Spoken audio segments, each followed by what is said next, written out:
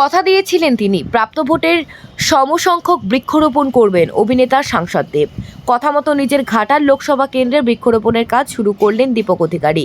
প্রাথমিকভাবে তিনি নিজের লোকসভা কেন্দ্রে প্রায় 2 লাখ গাছ লাগাবেন।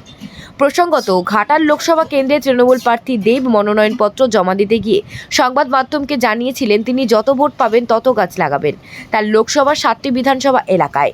নির্বাচনে জয়লাভ হওয়ার আগেই দেবের তরফে গাছের চারা কেনার জন্য নার্সারিতে বরাদ দেওয়ার কাজ শুরু করে দিয়েছিল তৃণমূল নেতৃত্ব।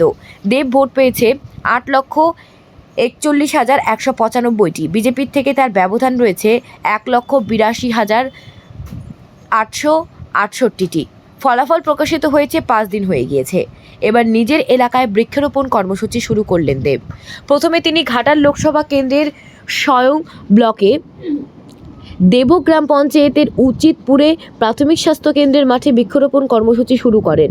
এই ব্যাপারে তিনি বলেন, ঘাটাল লোকসভার 7টি বিধানসভা কেন্দ্রে আজ রবিবার বৃক্ষরোপণ করব। প্রথমে সবংয়ের 600 গাছ বৃক্ষরোপণ করা হয়েছে। আমি আগে সিদ্ধান্ত নিয়েছিলাম যতগুলো ভোট পাবো তত গাছ লাগাবো, তবে জয়ের পর সিদ্ধান্ত বদল করলেন অভিনেতা সাংসদ দেব। যতগুলো ভোট পেয়েছেন তিনি ততগুলো নয়, বরং যত সংখ্যায় ভোট পেয়েছেন ঘাটাল লোকসভার ততগুলি বৃক্ষরোপণ করবেন দেব। প্রথম দিনের টার্গেট অনুযায়ী 10,000 গাছ লাগাবেন। ধাপে ধাপে সেই গাছটা 15 লক্ষ পৌঁছাবে। গাছটাকে মেনটেন করা ডেফিনেটলি একটা কাজ, সময় সময় জল দেওয়া, সেটার জন্য আমাদের দল বা পঞ্চায়েত যেটা বললো কি লোকাল নেতৃত্বে তাদের দায়িত্ব, এবং তারা দায়িত্বটা নেবে এবং তারা দায়িত্ব নিয়ে মানে গাছগুলোকে রক্ষা করবে, সেটা আসলে। আজকে প্রথম দিনে কত গাছ লাগানো হবে?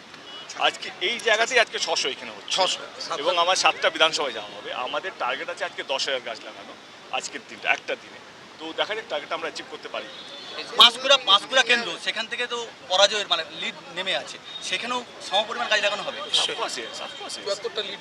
আপনার এই লিড না, আমি যতগুলো ভোট পেয়েছি মানে পাঁশকুড়া সব যে জিততো তার তো কোনো মানে নেই। আমার মনে হয় কি আমাদের কাছে ছিল কি, আমরা যখন শুরু করেছিলাম প্রচার তখন আমাদের কাছে ছিল কি আমরা 15,000 ডেপ্রিসিয়েটে আছি, সেখান থেকে 200টা মাইনাস আর 400টা মানে what ever the number is.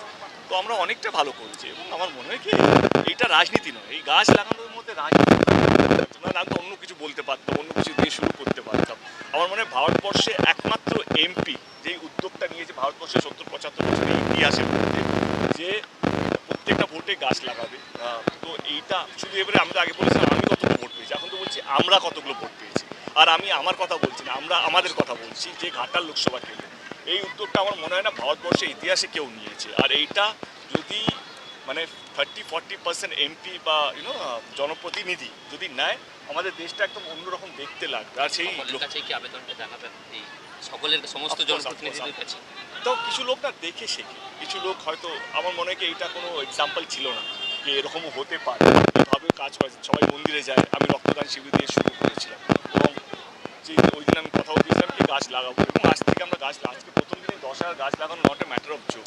আজকে প্রধানমন্ত্রী শপথ নেবে বলে কিছু বলবেন? ওনাকে শুভেচ্ছা। অফকোর্স দেশের প্রধানমন্ত্রী, আমি সম্মান করি, চেয়ারটাকে সম্মান করি ওনাকে। আমি চাই কি দেশ যেন সুস্থভাবে চলে, এবং যেইভাবে লাস্ট 10 বছর এজেন্সিকে ব্যবহার করা হয়েছে বিরোধী দলকে ভাঙার জন্য, অন্য দলকে ভাঙার জন্য, সেটা যেন সামনের 5 বছর যাতে না হয়। মানুষ যেন স্বাধীনভাবে থাকতে পারে, দল যেন স্বাধীনভাবে কাজ করতে পারে, এবং বাংলার যে বকেয়া টাকাটা বাকি আছে, সে 100 দিনের কাজের টাকা হোক বা আবাসন যোজনা হোক বা রাস্তাঘাট, প্রধানমন্ত্রী সড়ক যোজনা হোক বা আমাদের জিএসটির টাকা যেটা আটকে রাখা হয়েছে, আমি অনুরোধ করবো কি সেই রাগ অভিমান ঝামেলা এইসব না করে একটা প্রধানমন্ত্রী যে কাজটা করা উচিত, আমি সেই কাজটা হয় এবং আমার রাজ্যতেই টাকাগুলো পায়, সেই টাকাগুলো যে রাজ্যকে ফেরত দেয়। আপনার যে টি শার্ট, সেই টি শার্টে একটা লোগো দেওয়া হয়েছে, এই বিশেষত্ব কেন?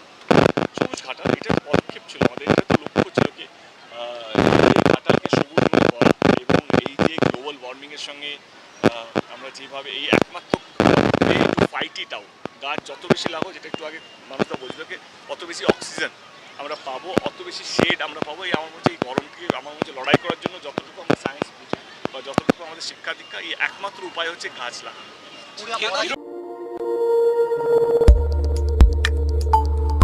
দেখতে থাকুন নিউজ প্রাইম টাইমস, আপনাদের সাথে আপনাদের পাশে।